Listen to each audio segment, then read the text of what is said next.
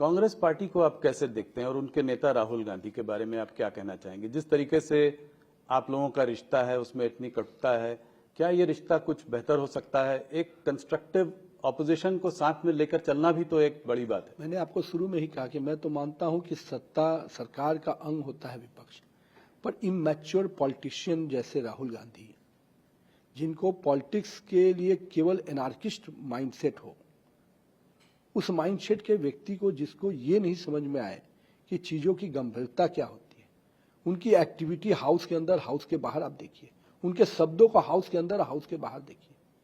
अरे एक राष्ट्रीय पार्टी, उसका लीडर ऑफ अपोजिशन क्या इस तरह के शब्दों का प्रयोग, इस तरह की चीजों का प्रयोग करता है? Leader of opposition Atal Bihari Vajpayee जैसा शख्सियत हुए, कई ऐसे बड़े बड़े कांग्रेस के बड़े बड़े नेता लीडर ऑफ अपोजिशन थे, उनके बिहेवियर को देखिए, उनके एक्टिविटी को देखिए।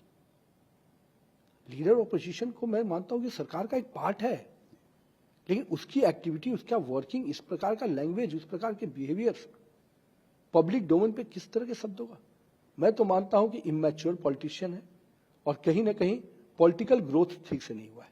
पर उनके पार्टी के वरिष्ठ नेता भी इस तरह के शब्दों का इस्तेमाल करते हैं। अभी खड़गे जी ने मोदी जी के बारे में बोला। अब तो मैं कहूंगा कि राहुल जी का जो कुनबा है, जो दबाव बनाता है, जो उनकी पीआर एजेंसी उनको समझाती है, वही शब्दों का प्रयोग बेचारे मल्लिकार्जुन जी भी करते रहते हैं।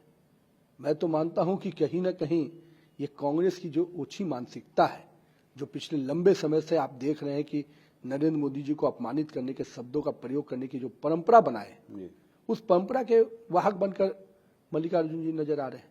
और मैं मानता हूं इसके बावजूद कि उनको इतनी बार सजा मिली है, फिर भी उस सजा से सीखने का काम नहीं करते हैं।